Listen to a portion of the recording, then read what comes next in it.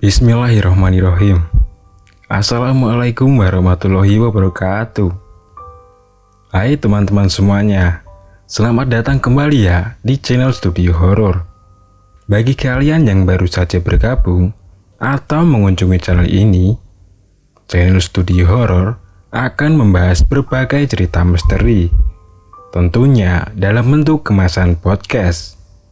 Studio Horor kali ini akan menceritakan mengenai warung sembako pojok wetan. Cerita misteri ini bersumber dari payung hitam. Nah, sebelum kita membahas lebih lanjut, alangkah baiknya silahkan melakukan subscribe terlebih dahulu ya, agar bisa mengikuti video terbaru dari Studio Horor berikutnya. Halo teman-teman, nama aku Roro. Salam hangat untuk para followers Payung Hitam. Soalnya, aku followersnya juga. Aku mau berbagi kisah pengalaman aku waktu dulu sekitar tahun 2003. Yaitu waktu aku masih kelas 6 SD. Waktu itu, umurku sekitar 11 tahun. Aku dirawat sama ibuku seorang diri. Aku punya kakak perempuan. Ia sudah menikah, yang akhirnya dibawa oleh suaminya ikut bekerja kontrak di luar kota. Jadi, aku di rumah hanya berdua dengan ibuku. Ibuku kadang bekerja di toko, tapi nggak setiap hari kerjanya. Bapakku juga merantau ke kota besar, tapi masih di provinsi kami. Aku tinggal di salah satu desa di selatan Jawa Tengah, dekat dengan pantai.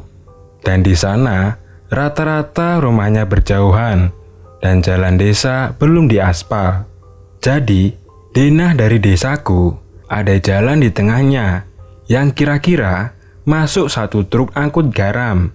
Dan setiap rumah, pagarnya bukan pagar beton, tapi pagar tanaman. Rata-rata, rumahnya juga berjarak sekitar 40 meter dari pagar. Dan sekitar 70 meteran, bahkan lebih ke rumah tetangga. Jadi di sana, tetanggaku sedikit. Tapi kita saling mengenal dan anggap seperti keluarga sendiri. Di ujung barat desa ini, ada pertigaan yang mana mengarah ke jalan kecil untuk keluar dari desaku ke jalan besar. Dan ada jembatan untuk lewatin sungai kecil mengarah ke desa lainnya. Untuk menyeberang pun jembatannya kecil, hanya muat satu motor. Kalau papasan, ya harus bergantian. Yang mana bentuk jalan pertigaan itu, kalau ada orang awam yang lihat, pasti dianggap jalan buntu, padahal enggak. Di sana, di rumah yang paling ujung dekat pertigaan, buka sebuah warung sembako yang enggak terlalu besar, super lengkap yang dijual. Padahal warungnya enggak besar dan sederhana aja. Bangunannya dari beton setengah kayu, yang atapnya cuma terbuat dari asbes. Dan letak warung ini mepet jalan. Jadi rumah yang punya warungnya ya menjorok ke belakang. Tetanggaku yang buka warung tersebut, namanya itu Bu Jah, dengan anak sematawayangnya yang jadi kembang desa di sini, yaitu namanya Mbak Tri. Mereka hidup berdua, karena suaminya sudah meninggal waktu Mbak Tri ini masih kecil. Karena cuma mereka yang buka warung di desa kami, jadi seluruh warga kenal dengan Bu Jah dan Mbak Tri ini. Tapi mereka bukan keluarga yang terbuka. Mungkin memang wataknya, aku nggak paham. Intinya mereka jarang berbaur. Nah, kisah ini bermula pada saat suatu hari. Saat itu, aku baru pulang kegiatan tarawih di sekolahku. Aku pulang jam 9 malam sendirian. Sekolahku nggak terlalu jauh dari rumah. Jadi kadang aku naik sepeda atau jalan kaki. Karena suasananya habis hujan dan dingin, aku pikir pasti enak minum susu kental manis yang hangat di rumah. Jadi, aku mampir dulu ke warung Bukcah. Oh iya, aku harus lewatin rumah sendiri kalau mau ke warung itu. Karena kan warungnya ada di pojok desa. Di desaku pun warung itu disebut Warung Sembako Pojok Wetan. Warung Bukcah memang buka 24 jam, itu pun kadang. Dan untungnya, saat itu warung Bukcah masih buka. Aku celingak-celinguk, tengok kanan kiri nggak ada orang. Aku juga udah ucap salam keras-keras pun nggak ada yang keluar. Jadi, aku tunggu aja, karena aku bener-bener kepingin susu kental manis. Lagi asik nunggu, tiba-tiba aku dengar suara kucing dari belakang warung. Ya namanya anak-anak, jadi seneng sama binatang. Aku dekati suara itu sambil menerawang di balik gelap di belakang warung. Mana kucingnya? Karena aku merasa nggak nemu, aku balik ke depan warung buat duduk lagi. Tapi suara kucing itu masih kedengeran deket dari warung. Waktu sampai di depan warung, aku lihat ada sosok perempuan telanjang dengan rambut berantakan, serta tangan dan kakinya menyerupai burung. Dia bertengger di atas kursi warung yang aku duduki tadi. Aku terbelalak menyaksikan itu. Makhluk itu juga sambil mengeluarkan suara seperti kucing, sambil memaju-majukan wajahnya ke arahku, seolah meledek. Aku yang kaku dan keringatku bercucuran di balik kerudungku. Entah makhluk apa itu. Saat itu aku langsung tak sadarkan diri, yang akhirnya aku terbangun beberapa saat kemudian di rumah Pak RT. Ibuku belum pulang bekerja saat itu, padahal sudah pukul 11 malam. Biasanya ibuku sudah pulang kerja jam 6 atau jam 7 sore. Aku sementara di rumah Pak RT sambil menunggu ibuku pulang dan menjemputku. Ternyata ibu lembur, yang akhirnya dia menjemputku pulang pukul setengah 12 malam. Setelah kejadian itu, aku sakit selama seminggu. Di hari ketiga aku sakit, sebetulnya aku berangsur sembuh. Tapi di malam ketiga itu, malam yang menurutku paling menakutkan. Saat itu, aku lagi tidur lelap ditemani ibuku. Tiba-tiba aku bangun dan dengar ada suara soang milik tetangga yang berisik banget. Aku amati ibu yang lagi tidur di sebelahku. Ia sama sekali nggak bergeming. Aku pikir dalam hati, pules banget ibu tidur. Sampai suara soang begini nggak kebangun. Akhirnya, aku pergi ke dapur untuk ambil air. Karena aku nggak bisa tidur lagi dan haus. Aku lihat juga, jam ternyata udah menunjukkan pukul 1:30 malam. Dari jendela dapurku, kebetulan dapurku ada di belakang rumah. Aku nggak bisa lihat suasana di luar tempat soang itu. Akhirnya aku keluar halaman belakang rumah. Maksudnya mau menenangkan si soang yang dari tadi berisik dan memastikan juga soang milik siapa itu. Di halaman belakang, aku lempar soang-soang itu pakai ikan bekas lauk makan malam tadi. Waktu sambil ngasih makan, aku sambil bilang, "Hus, hus, hus." Tapi tiba-tiba ada yang ngikutin, "Hus, hus, hus" juga. Aku kaget, bingung juga siapa itu. Awalnya aku pikir pemilik soang itu. Mungkin gak terima, soangnya aku kasih makan. Tapi suaranya dari arah tengah kebun yang gelap gulita. Aku mematung takut, sambil berharap pemilik soang itu kelihatan. Tapi nggak ada orang yang nyamperin soang itu. Lalu, aku cepat-cepat masuk ke rumah dan lari ke kamar dan tidur di sebelah ibu. Malam itu, aku kembali sakit dan sembuh 4 hari kemudian. Yang kalau ditotal, ya aku sakit selama 1 minggu. Pokoknya, semenjak aku sakit itu, kesaksian dari keluargaku, bahkan warga di desaku, sering anggap aku aneh. Tingkahku seperti nggak biasa. Gelagat aku seperti wanita dewasa. Padahal aku masih jauh dari masa balik atau puber.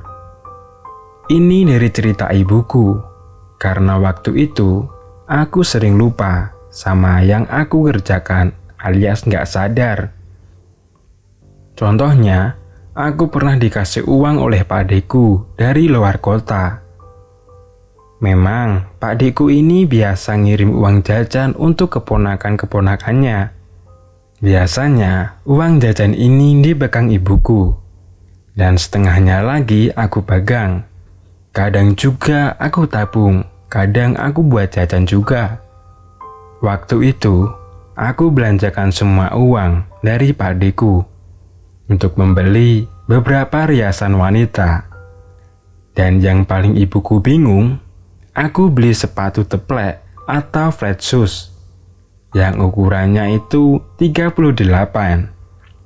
Padahal ukuran kakiku itu antara 34 sampai 35-an.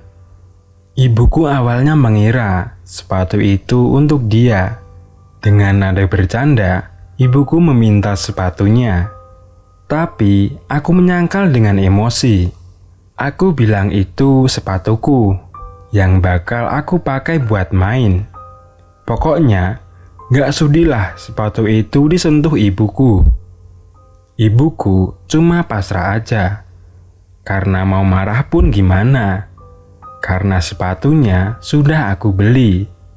Beberapa hari setelah membeli sepatu itu, aku juga susah disuruh berangkat sekolah. Bahkan seringkali aku ngambek dan ngamuk. Segala perkataanku, pola pikirku seperti orang dewasa. Yang mana ibuku bingung, aku belajar dan mencontoh siapa.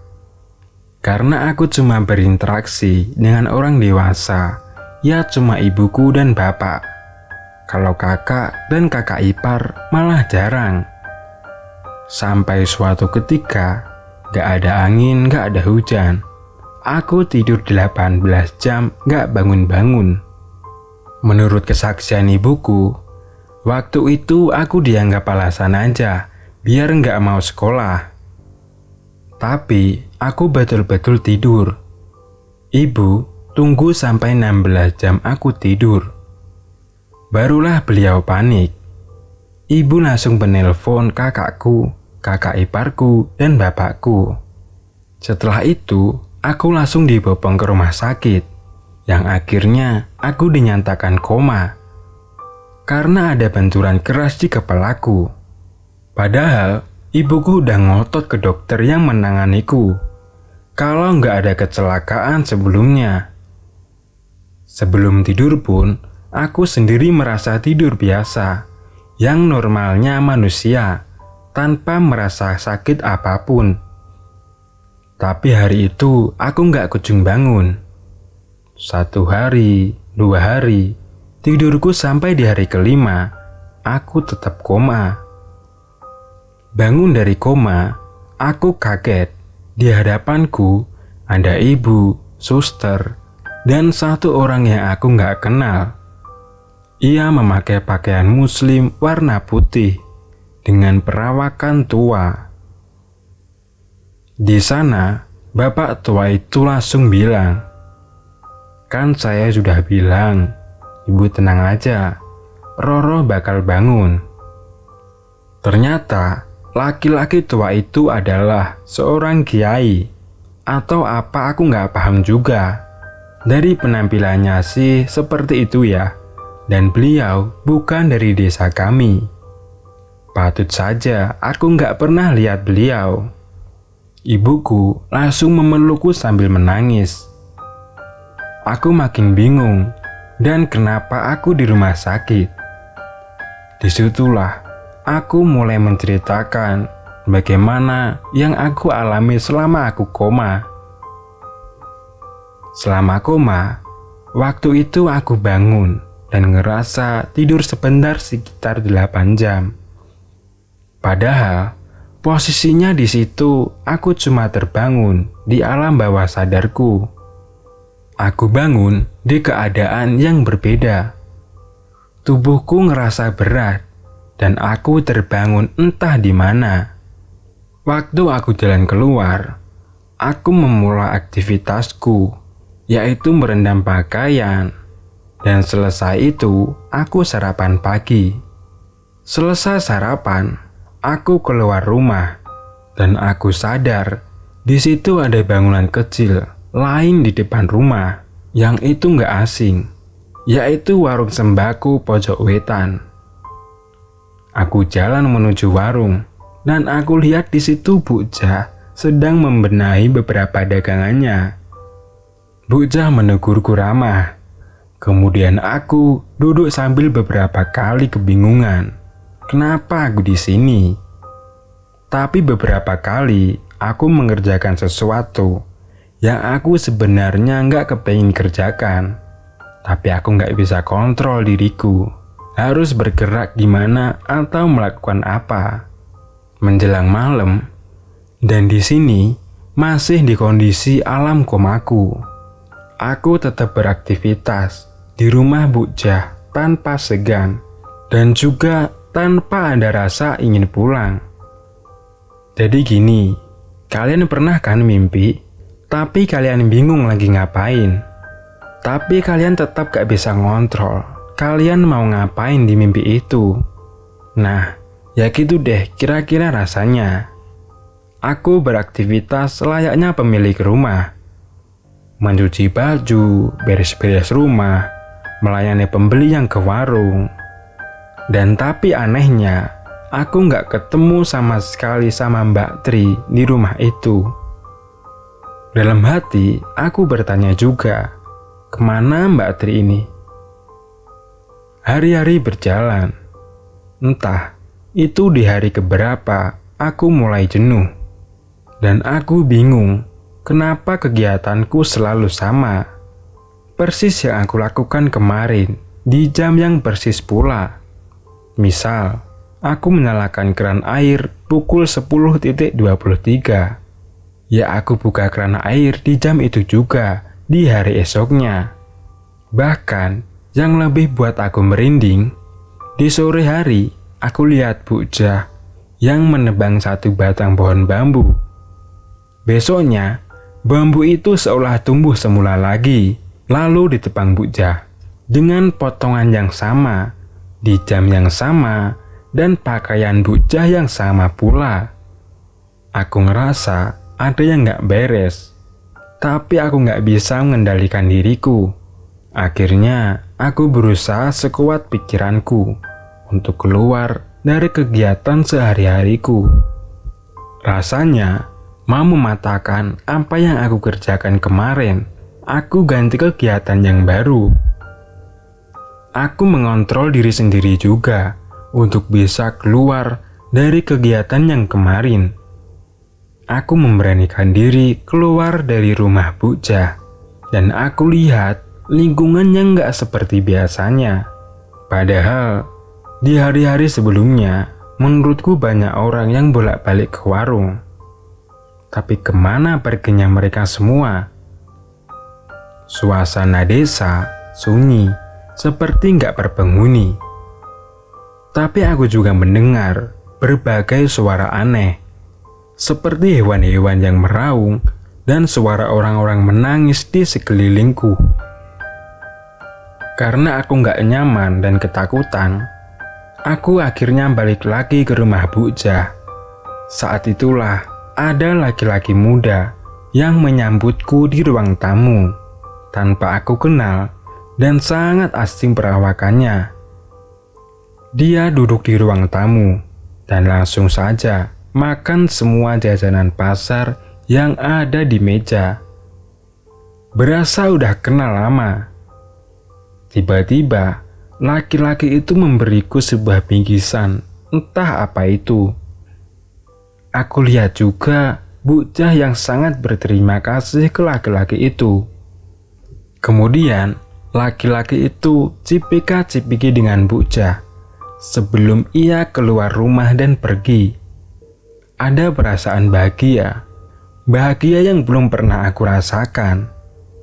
Ketika laki-laki itu ada di hadapanku dan juga bingung, siapa laki-laki itu? Keesokan harinya, dengan kegiatan yang sama seperti hari sebelumnya, tapi laki-laki itu nggak datang lagi. Tengah hari, tiba-tiba aja tubuhku merasakan lemas yang teramat sangat. Mataku berkunang-kunang. Kemudian aku semakin jelas mendengar banyak suara tangisan dan lantunan doa. Aku nggak paham dari mana datangnya suara itu. Akhirnya aku jatuh dan pingsan. Dan saat itu juga, aku terbangun ke dunia yang nyata, bukan alam komaku lagi. Seperti yang sudah aku jelaskan, aku bingung. Di sekitarku banyak orang. Setelah aku bangun, aku langsung dibawa pulang oleh keluargaku. Di rumah, aku seperti didoakan oleh bapak tua yang tadi ada di rumah sakit. Sambil sesekali dipeluk ibu, bapak, kakak, dan kakak iparku. Aku merasa ikut sedih karena semua anggota keluargaku menangis. Aku paham dan gak paham apa yang telah terjadi. Yang aku paham, ada yang salah dengan diriku karena segalanya terasa aneh di tubuhku ini. Setelah beres semua, akhirnya kiai itu pergi, pamit dengan menitipkan kantung berisi biji-bijian dan juga rempah-rempah yang selalu harus aku bawa kemanapun, dan juga memberi secari kertas bertuliskan nomor telepon untuk menghubungi kiai itu kalau kedepannya ada masalah lagi. Di sini belum berakhir keanehan yang aku alami.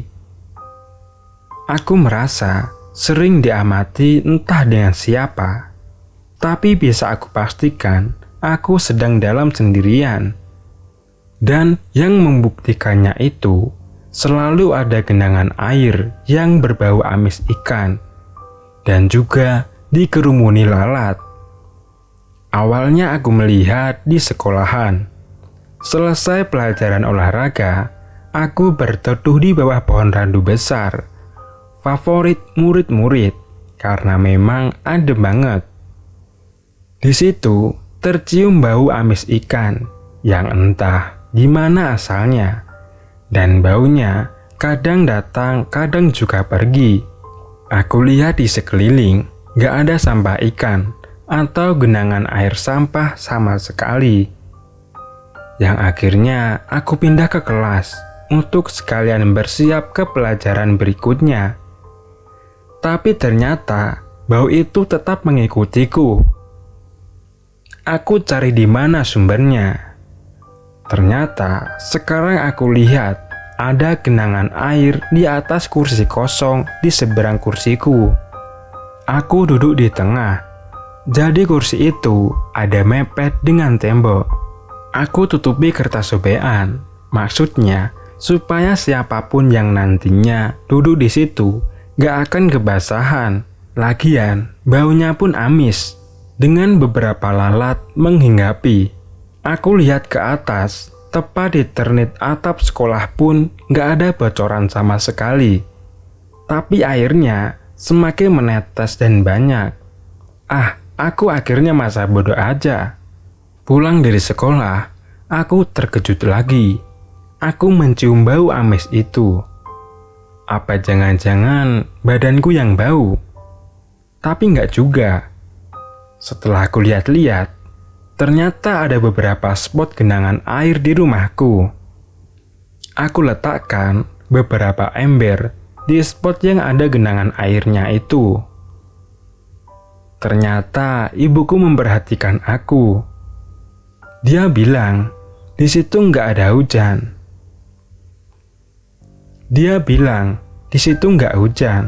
Bahkan rumah nggak bocor sama sekali. Nggak ada air di sini. Dan beliau pun mengambil kembali ember-ember itu. Aku juga heran, kenapa aku lihat di sana becek, tapi ibuku bilang nggak ada air. Tapi aku nurut aja, karena mungkin aku ngerasa cuma kelelahan aja. Suatu ketika, suatu malam ibuku mengajakku makan pecel lele. Dan di situ, selama perjalanan di atas sepeda ontel ibu, aku mulai melihat beberapa hal yang gak wajar. Mulai dari ada beberapa cahaya kuning di belakang punggung orang yang ada di jalan. Dan aku lihat beberapa orang juga dengan pakaian kuno hilir mudik. Dan yang paling mengejutkan, di belakang warung pecel lele itu, aku lihat ada sosok yang pernah aku lihat, yaitu perempuan telanjang dengan kaki dan tangan yang menyerupai burung. Ia melihat ke arahku tanpa bergeming. Aku ketakutan dan melihat di arah yang lain. Aku lihat ada seorang bapak-bapak di seberang jalan menatapku dengan mimik memaki dan seolah mengutuk. Aku berpegangan erat ke lengan ibuku yang sedang makan dan aku pun menangis. Karena merasa nggak enak dengan pengunjung yang lain, akhirnya aku dibawa pulang oleh ibuku. Sesampainya di rumah, aku ditenangkan oleh ibu. Ibuku menyuruhku tidur duluan, sedangkan beliau bakal menyusul. Tapi sampai di kamar, aku dibuat bingung. Karena kasurku basah, bau amis, dan banyak lalatnya juga. Aku teriak memanggil ibuku. Dan kata ibuku, kasurnya nggak basah sama sekali. Bahkan beliau dengan santainya tiduran untuk membuktikan kasurnya itu nggak basah. Aku semakin takut, dan karena melihat mimi ibuku yang panik, aku menangis dan nggak mau melepaskan pelukan dari ibu. Akhirnya ibu memanggil Pak Kiai kemarin, serta ayahku yang diminta pulang malam itu juga. Malam itu juga aku diruqyah. Di tengah prosesi itu, Pak Kiai tiba-tiba berbicara pada tembok di belakangku. Kata Pak Kiai, "Duk, sebenarnya apa yang mau kamu sampaikan?" Baru mau aku jawab, tiba-tiba Pak Kiai itu bilang lagi, "Besok kami ke rumahmu. Sekarang kamu pulang ya, adik ini mau istirahat." Lanjut Pak Kiai. Aku dan ibu terbelalak penasaran melihat Pak Kiai mengatakan itu. Tiba-tiba Pak Kiai itu meniup bagian belakang kepalaku dan mengusapnya. "Besok pagi kita ke rumah yang di pojok desa ini. Ibu kenalkan sama tuan rumahnya," kata Kiai itu. "Kenal Pak, besok saya antar." "Memang kenapa ya?" kata ibuku yang penasaran. Tapi Pak Kiai itu nggak menjawab dan pamit pulang pergi meninggalkan kita. Ibuku cuma diam dan mempersilahkan Pak Kiai itu untuk pulang. Esok harinya, kami datang ke warung Bu Jah. Di sana terlihat Bu Jah sendirian membaca beberapa nota di warungnya. "Ngapunten Bu, Assalamualaikum. Kita boleh bertamu sebentar?" izin Pak Kiai itu. Bu Jah mempersilahkan kami duduk dan mengobrol di ruang tamu. Aku kaget dan merinding. Aku nggak pernah masuk ke rumah Bu Jah sebelumnya. Tapi hari ini aku melihat keseluruhan isi rumah yang persis sama dengan yang aku singgahi saat aku masih koma. Ibu punya anak gadis? Tanya Pak Kiai pada Bu Jah di tengah basa-basinya. Punya Pak, kata Bu Jah yang ekspresinya seolah tahu sesuatu. Ibu sudah ikhlaskan kepergiannya? Tanya Pak Kiai lagi. Bu Jah memandang kami melotot dengan mata yang berkaca-kaca. Aku sempat bingung. Lalu bapakku bertanya pada Pak Kiai itu. Mbak Tri maksudnya? Kan baik-baik aja Pak, kata bapakku. Di situ, dalam suasana yang canggung. Kenapa sefrontal itu? Pertanyaan Pak Kiai dan bapakku. Ibu cuma diam sampai Bu Jah bicara, sambil nada bicaranya terdengar bergetar. Tri udah 2 tahun lalu meninggal. Ia sakit. Dia nggak bilang sakit apa. Saya nggak punya biaya untuk ngadain pengajian dan ngubur di TPU Pak. Jelas Bu Jah yang perkataannya sulit dipercaya. Mbak Tri ini yakin nggak ada yang dia sembunyikan? Atau ibu belum ikhlas? Tanya Pak Kiai pada Bu Jah. Saya sudah ikhlas. Saya pun sudah lupa dengan Tri. Karena saya sibuk urus warung dan kebun Pak. Jelas Bu Jah. Ibu tahu Tri hamil? Tanya Pak Kiai itu yang membuat bapakku kurang enak berada di situ. Pertanyaannya semakin lama semakin intim dan rasanya menyakitkan. Kok bapak bilang begitu? Tanya Bu Jah. Di situ dijelaskanlah dengan Pak Kiai bahwa waktu beliau menyusulku ke alam komaku, ia sudah melihat sosok perempuan muda dengan raut wajah penuh penyesalan, berdosa, dan ketakutan. Pak Kiai gak bisa mendekati perempuan tersebut karena perempuan itu terlalu menganggap dirinya kotor. Perempuan itu tidak lain adalah Mbak Tri. Karena selama aku selesai koma, Pak Kiai ini kan memberiku sekantung biji-bijian dan rempah-rempah. Nah, di situ beliau juga masih memantau aku dan daerah sekitar, yang ternyata setelah diamati, sebab akibat aku mengalami itu semua adalah arwah Mbak Tri. Awal mulanya, kenapa aku bisa seperti ini? Karena aku ada bakat yang ternyata diturunkan oleh buyutku. Kalau aku ini bisa melihat dunia gaib, dan hal itu dimulai sejak aku lihat makhluk berkaki burung di depan warung Bu Jah. Dan setelah itulah, sebetulnya banyak sekali makhluk-makhluk semacamnya mencoba hinggap di tubuhku. Alasannya karena aku masih murni polos dan belum berdosa. Tapi dari sekian banyak makhluk itu, yang berhasil menunggangi ragaku adalah Mbak Tri. Entah kenapa, makhluk di sekitar alam Mbak Tri semacam iri karena cuma Mbak Tri yang bisa merasuki aku. Dan karena itu juga, setelah aku koma, aku sering mendengar dan melihat hal-hal yang sulit dijelaskan dengan ilmiah. Bu Jah menangis mendengar kejadian ini, karena beliau kembali mengingat anak sematawayangnya itu. Tapi bapak justru bertanya, "Lawong baru seminggu lalu, Mbak Tri ada di warung loh Pak," kata bapakku ke Pak Kiai. "Nanti besok kita tahlilan aja Bu. Kita juga ke kuburan Mbak Tri. Kita tancapkan lagi batu nisannya supaya Mbak Tri menerima kematiannya," ucap Pak Kiai itu pada Bu Jah. Bu Jah setuju dan bilang ke seluruh warga untuk membantu menyiapkan acara tahlilan untuk besok. Bapakku yang membantu Pak Kiai itu mengumumkan ke seluruh desa.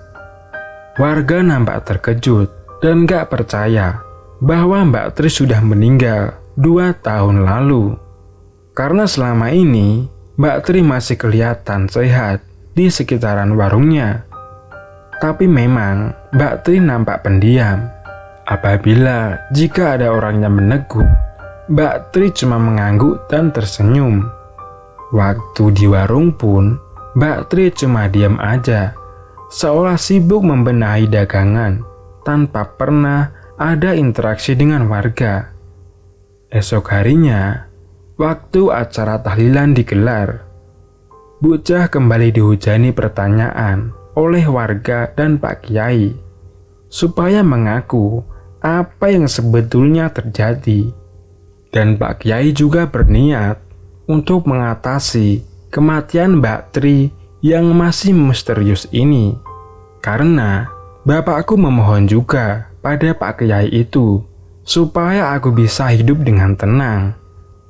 Tri sakit, Pak. Saya yang merawat. Sebelum meninggal, dia mengurung diri selalu. Lemas, badannya itu tiba-tiba kurus banget.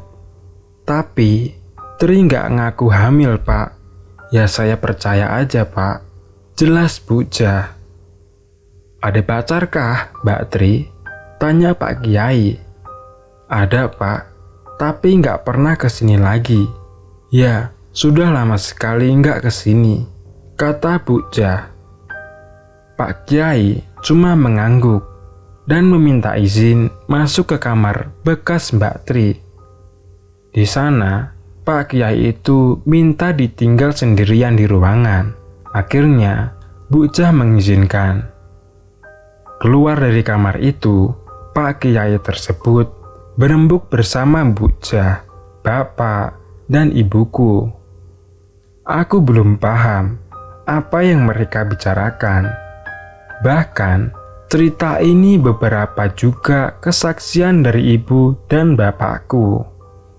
Intinya, dari diskusi saat itu, Pak Kiai bilang, Mbak Tri telah mengandung jabang bayi yang umurnya 2,5 bulan. Tapi Mbak Tri diam saja karena takut menanggung malu keluarganya.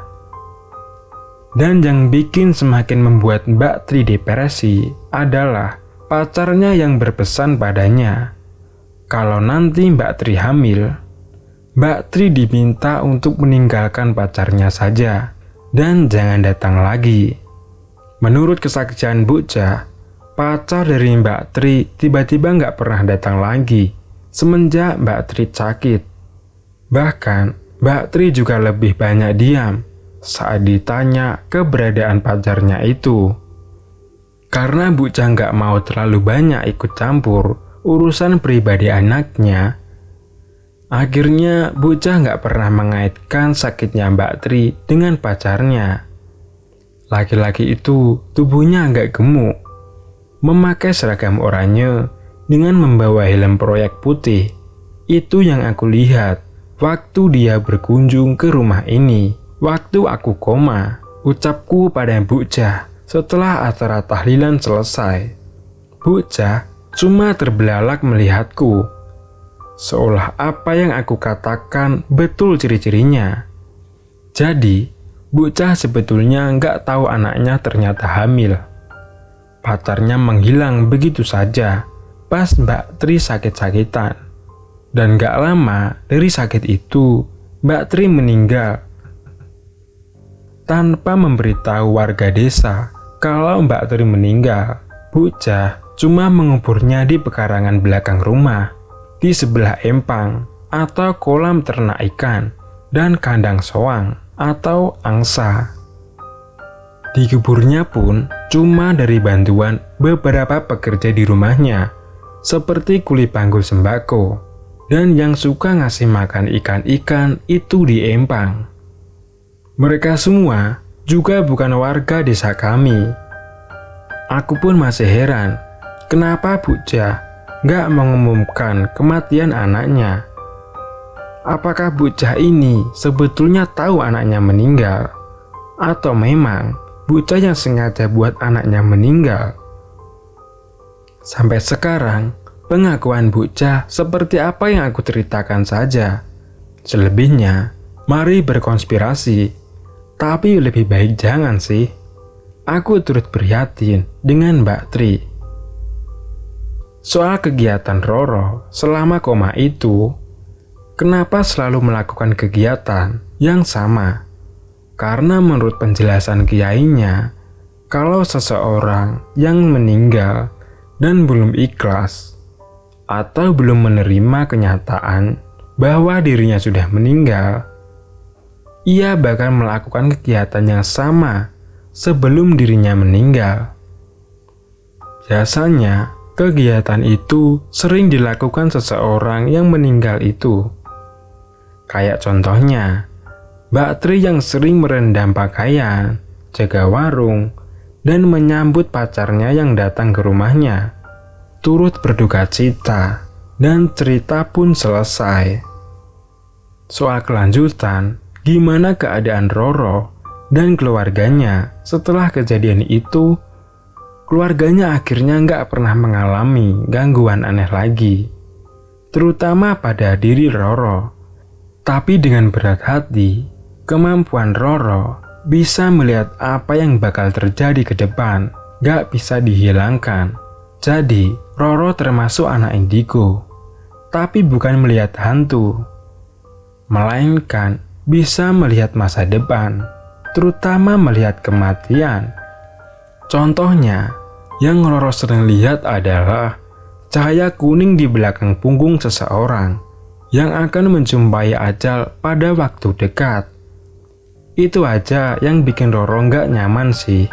Selebihnya, Roro sudah dewasa dan sudah terbiasa. Sekarang, Roro hidupnya ya biasa-biasa saja dengan keluarganya. Tapi tetap, kejadian itu nggak akan pernah dilupakan dengan keluarganya. Dan soal warung sembako itu juga udah dijual ke tangan orang lain.